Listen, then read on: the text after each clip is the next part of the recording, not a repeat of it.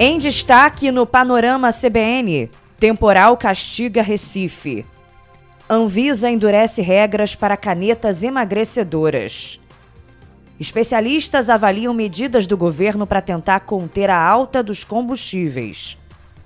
Dia D na guerra do Oriente Médio, com ultimato de Donald Trump e ataques sem trégua contra o Irã.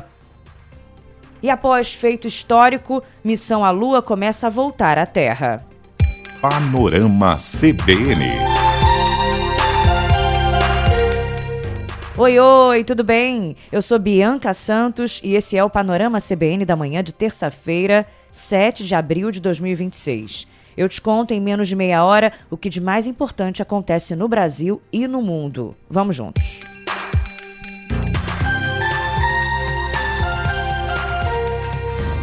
Nós começamos essa edição com informações atualizadas sobre as consequências da chuva no Recife. A cidade está em alerta depois de uma tragédia. No momento em que eu gravava, a informação era de que 2 pessoas morreram e 2 ficaram feridas após o desabamento de um casarão na região central do Recife durante um temporal. Segundo o Corpo de Bombeiros, um homem e uma mulher, que ainda não haviam tido as idades confirmadas, morreram soterrados. Segundo moradores da região, as vítimas moravam no local. A mulher tinha cerca de 40 anos e o homem 20, é o que se sabia até o momento. E outras 2 pessoas, um homem de 31 anos e uma mulher de 27, foram encaminhadas para o Hospital da Restauração, na capital pernambucana. Eles não tiveram estado de saúde divulgado. A Defesa Civil isolou a área e na TV Globo, testemunhas e sobreviventes falaram sobre a tragédia. Eu me sinto uma pessoa salva por Deus, né? Enquanto meus vizinhos teve a mesma sorte ainda, né?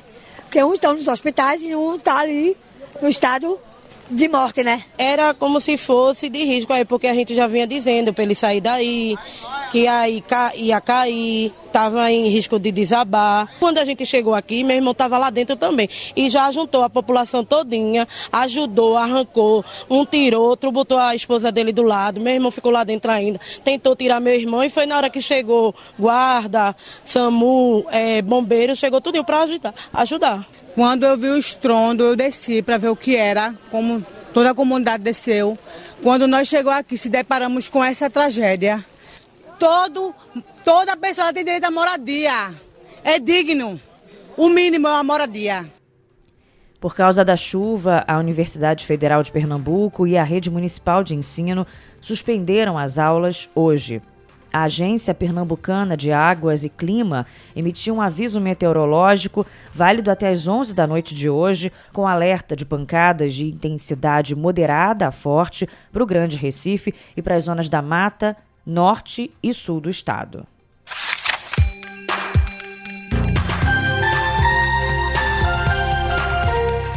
Página virada e eu te conto que a Anvisa anunciou um conjunto de medidas para prevenir riscos e reforçar o controle sanitário sobre a importação e a manipulação de canetas emagrecedoras. Estou falando do Ozempic, do Mounjaro e do Wegovy, por exemplo, né? A agência vai revisar regras, aumentar a fiscalização e criar grupos de trabalho com entidades médicas e de saúde. De janeiro a março, das 11 empresas inspecionadas, 7 farmácias de manipulação foram interditadas, além de uma importadora de medicamentos. O diretor da Anvisa, Daniel Pereira, falou que os agentes apreenderam mais de 1.300.000 canetas emagrecedoras irregulares. Produtos sem registro sanitário, irregulares, algumas farmácias operando sem autorização de funcionamento, falhas na norma da 67, da norma de boas práticas de manipulação, falha no controle de qualidade, falha em esterilidade, o que pode ocasionar um risco de contaminação, problemas nessa cadeia de armazenamento, cadeia fria, por exemplo, produtos que devem ser mantidos refrigerados estavam e foram encontrados fora da refrigeração. A agência já vinha monitorando o aumento da importação dos insumos usados pelas farmácias para manipular as canetas. De novembro até agora, foram importados mais de 100 quilos da tirzepatida, que é o princípio ativo do Mounjaro. O material é suficiente para produzir 20 milhões de doses de 5 miligramas do medicamento, o que é incompatível com o mercado nacional, segundo a Anvisa. O diretor-presidente da agência, Leandro Safatli, justificou a necessidade de maior controle sobre a manipulação das canetas. A gente não está proibindo a manipulação do produto. O que está sendo feito aqui é aperfeiçoamento do aparato regulatório para garantir que a população que esteja adquirindo produto de farmácia de manipulação estejam adquirindo produto de farmácia de manipulação com maior qualidade e maior segurança. A Anvisa anunciou ainda que vai intensificar as ações de fiscalização junto às vigilâncias sanitárias dos estados e que vai fazer acordos de cooperação com agências reguladoras internacionais. Também vai criar um grupo de trabalho com as entidades médicas e de saúde para supervisionar. E para tentar conter essas irregularidades, a agência quer aprovar novas regras na semana que vem.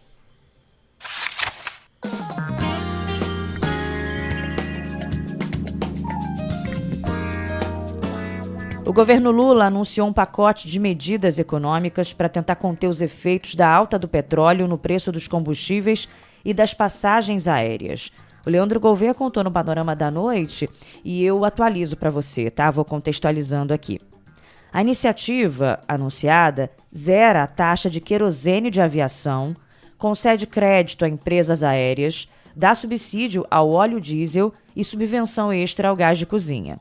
A medida provisória prevê o auxílio de R$ 1,20 por litro para a importação do diesel rodoviário usado em caminhões e em ônibus. Ela vai custar R$ 3 bilhões aos cofres. A conta será dividida entre o governo federal e os estados, 60 centavos por litro para cada um. 25 governos estaduais já aceitaram participar do programa. Uma outra medida é a subvenção para os produtores brasileiros de óleo diesel. A ajuda de 80 centavos por litro será custeada apenas com recursos federais e se somará a outra, de 32 centavos, que já está em vigor desde março. Para o gás de cozinha, como eu falei, o governo anunciou um subsídio para custear a diferença entre o produto importado e o produzido no Brasil. A ideia é que os dois sejam vendidos pelo mesmo preço. Já para o setor da aviação, o governo anunciou uma linha de crédito para reduzir o impacto das altas nos preços de combustíveis sobre as operações das 3 companhias aéreas brasileiras. E o pacote também inclui a isenção de impostos federais até o fim de 2026 sobre o querosene da aviação e postergação para dezembro do pagamento de tarifas de navegação aérea de abril, maio e junho pelas companhias.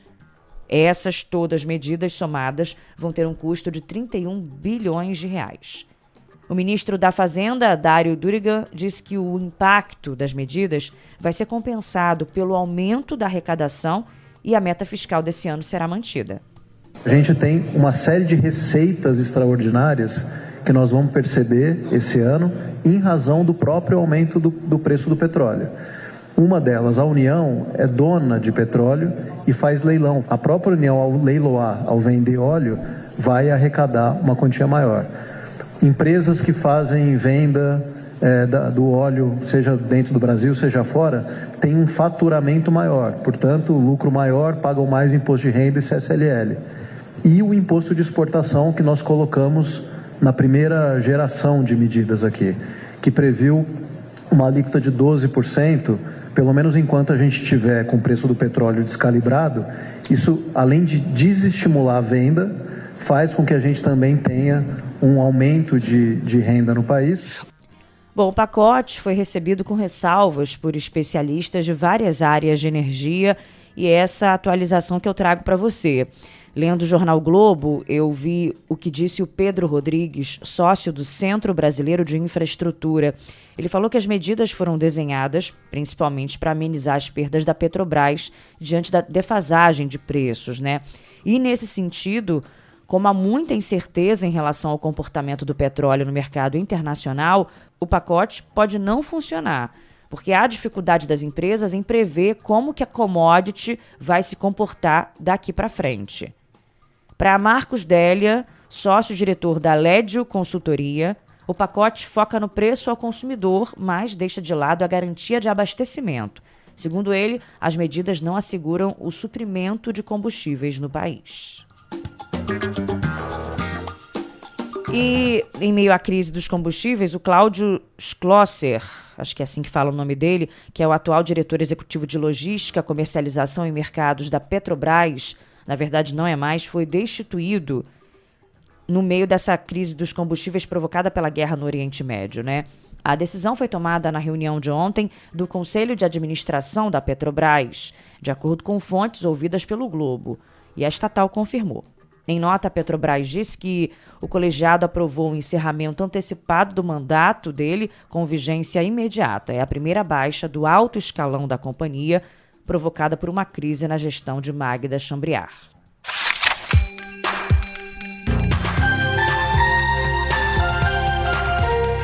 Vamos a outras notícias importantes do dia. A 6ª turma do Superior Tribunal de Justiça deve retomar hoje o julgamento do recurso do Ministério Público Federal que busca reabrir as ações penais relacionadas ao rompimento da barragem de Brumadinho contra o ex-presidente da Vale, Fábio Schwartzman. No dia 17 de março, o STJ adiou pela 3ª vez a decisão sobre o recurso, depois que o ministro Og Fernandes pediu vista. 3 magistrados já se posicionaram. 2 deles, o relator Sebastião Reis Júnior e Rogério Chiet, votaram pela reinclusão de Schwartzman no banco dos réus, por entenderem que o MPF demonstrou de forma suficiente o vínculo do denunciado com os crimes. E a CPI do crime organizado convocou o ex-governador do Distrito Federal, Ibanez Rocha, para depor hoje na comissão. André de Albuquerque Garcia, secretário nacional de Políticas Penais, também foi convocado. Ibanez já conseguiu um habeas corpus no Supremo Tribunal Federal que o livra de comparecer à CPI. O ministro Flávio Dino e representantes de entidades que representam magistrados foram convidados para uma audiência hoje na CCJ do Senado, que vai discutir a PEC que acaba com a aposentadoria como punição para servidores públicos que cometam infrações disciplinares. A sessão começa de manhã. A Comissão de Constituição e Justiça da Câmara realiza hoje um debate sobre o fim da escala 6x1, com a participação de empresários de vários setores. Estão confirmadas, por exemplo, as presenças de representantes da Confederação Nacional do Comércio, de Bens, Serviços e Turismo, a CNC, da Confederação Nacional da Indústria, CNI, da Confederação da Agricultura e Pecuária do Brasil, CNA, e da Confederação Nacional do Transporte, CNT. E reportagem do Globo está contando que o governo federal, com o apoio dos prefeitos, se mobiliza no Congresso contra a proposta de emenda à Constituição que cria a aposentadoria especial para os agentes da saúde. Por quê? Segundo os últimos estudos do Ministério da Previdência, caso a proposta seja aprovada, o rombo do regime de aposentadoria vai subir em mais de 29 bilhões em 10 anos. Do montante, 18 bilhões aproximadamente recaem sobre os sistemas previdenciários dos municípios, que têm regras próprias, e aproximadamente 10 bilhões sobre a União. Pelas projeções, o impacto atuarial chegaria a 54 bilhões nas próximas décadas. A PEC permite que agentes de saúde possam se aposentar aos 50 anos mulheres e 52 anos homens, com direito à paridade, mesmo reajuste dos ativos e integralidade também, último salário da carreira. Esses 2 princípios acabaram há 23 anos no serviço público e nunca existiram no INSS. Mas em ano eleitoral, a articulação do governo enfrenta o lobby dos profissionais de saúde, que fazem corpo a corpo no Congresso, e a resistência dos parlamentares, que receiam perder o voto da categoria nas bases, né? A PEC já passou pela Câmara e deve ser votada na Comissão de Constituição e Justiça do Senado nas próximas semanas. Em seguida, é encaminhada ao plenário da Casa. Caso seja aprovada sem modificações, a proposta é promulgada pelo Congresso com vigência imediata.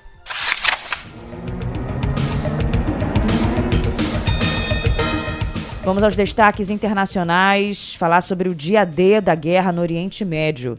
O presidente dos Estados Unidos, Donald Trump, ameaça destruir o Irã inteiro hoje se o Estreito de Hormuz não for reaberto até as 9 da noite pelo horário de Brasília. A rota, a gente já vem falando, né, é um importante corredor marítimo por onde passam cerca de 20% das exportações de petróleo do mundo. Trump falou que caso não haja um acordo aceitável hoje, todas as pontes e usinas de energia do Irã serão dizimadas em poucas horas. Temos um plano, por causa do poder do nosso exército, em que todas as pontes do Irã serão dizimadas até a meia-noite de amanhã, onde todas as usinas do Irã estarão fora do mercado, queimando, explodindo e nunca mais serão usadas. Quero dizer, demolição completa vai acontecer em um período de 4 horas, se quisermos. Não queremos que isso aconteça. O presidente americano falou que não está preocupado se os Estados Unidos forem acusados de cometer crime de guerra ao atacarem alvos civis, como as usinas elétricas, né? Para ele, o verdadeiro crime de guerra é permitir que um país com líderes que ele considera dementes possua uma arma nuclear. Em outro momento da entrevista, uma entrevista coletiva que aconteceu na Casa Branca, Trump disse que, se pudesse escolher, tomaria o petróleo do Irã, mas ponderou que os cidadãos americanos querem o fim da guerra. Em resposta, o exército iraniano chamou as ameaças de Trump de delirantes e disse que elas não vão compensar a vergonha e a humilhação dos Estados Unidos na região. O prazo, que expira hoje, é um ultimato que já foi adiado 4 vezes por Trump desde o dia 21 de março. Bom, para o professor de Relações Internacionais Guilherme Casarões, os adiamentos revelam o desespero de Donald Trump com o prolongamento de uma guerra que ele começou e não sabe até onde vai. Em entrevista à TV Globo, o especialista destacou que o conflito vem derrubando a popularidade do presidente americano por causa da alta do preço dos combustíveis.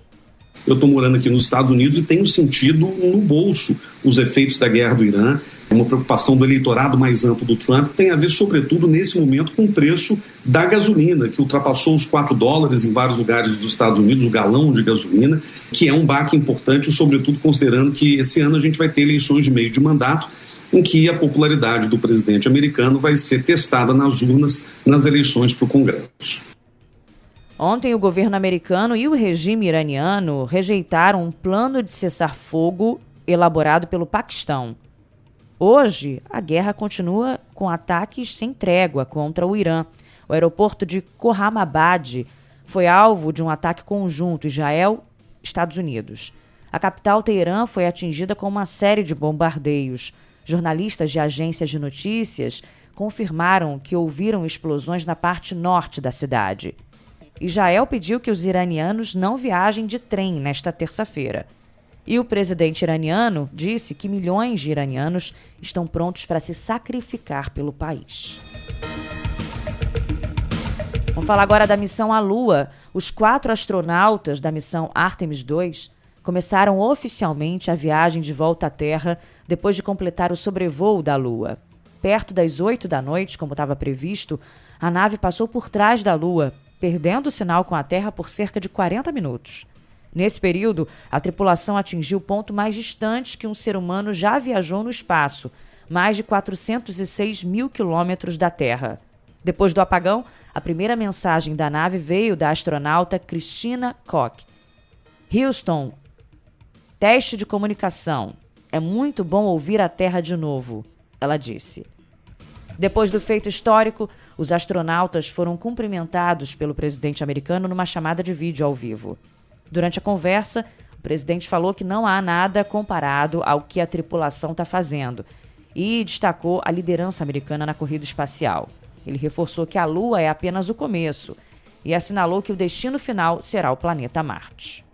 Well, thank you very much, Jared, and you are doing a fantastic job. And hello, very special. Olá, muito especial a Artemis II. Vocês fizeram história e deixaram toda a América realmente orgulhosa, incrivelmente orgulhosa. Mas não há nada como o que vocês estão fazendo orbitando a Lua pela primeira vez em mais de meio século. Mas isso vai se tornar cada vez mais frequente, porque faremos muitas viagens.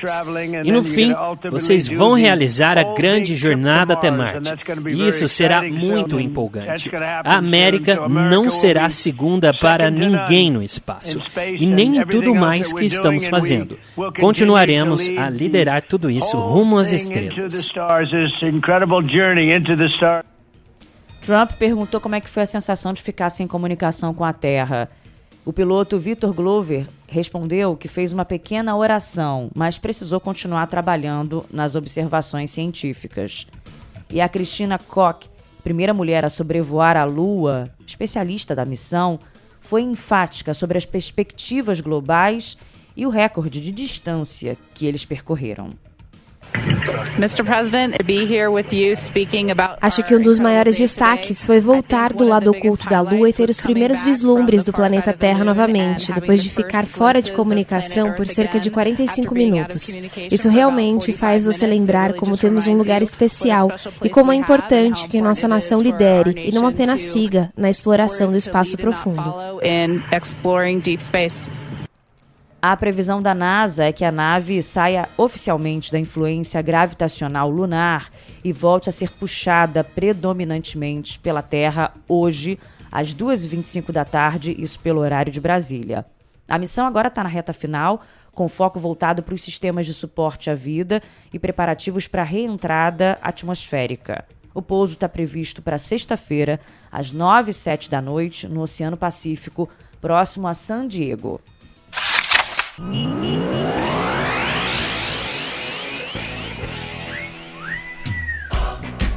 Futebol agora. Começa hoje a fase de grupos da Libertadores com a estreia de 2 times brasileiros. Às 7 da noite, o Fluminense enfrenta o Deportivo La Guaira, na Venezuela. Às 9, o Cruzeiro pega o Barcelona, no Equador. Pela Copa Sul-Americana, o Vasco joga contra o Barraca Central às 7 da noite, na Argentina. Às 9h30, o São Paulo encara os uruguaios do Boston River, em Montevidéu. O Corinthians estreia na Libertadores na quinta-feira contra o Platense, da Argentina, e sob o comando do novo técnico Fernando Diniz. Ele entrou no lugar de Dorival Júnior e comanda hoje o primeiro treino com o elenco corintiano. As quartas de final da Champions League 2025-2026 começam hoje com 2 jogaços de ida, destacando o clássico europeu Real Madrid e Bayern de Munique e o duelo Sporting e Arsenal. Os jogos decisivos de ida continuam na quarta-feira com o clássico espanhol Barcelona e Atlético de Madrid e PSG e Liverpool. Os confrontos de volta estão marcados para os dias 14 e 15 de abril. A final será disputada no dia 30 de maio em Budapeste. Em Mônaco, o tenista João Fonseca estreou com vitória no Masters 1000 de Monte Carlo. Atual número 40 do mundo, o brasileiro derrotou o canadense Gabriel Diallo, número 36 do ranking, por 2-0. Amanhã, o carioca de 19 anos terá pela frente o francês Arthur Rinderknecht. Desculpa aí, você que fala francês. Deve estar tudo errado esse sobrenome. Ele que é o 27º colocado na lista da ATP.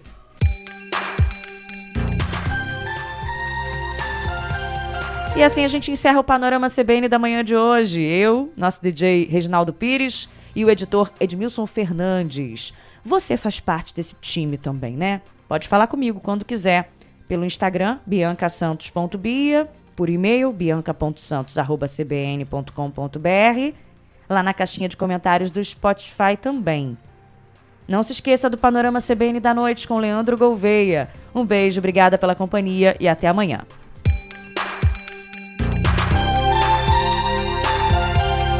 Panorama CBN.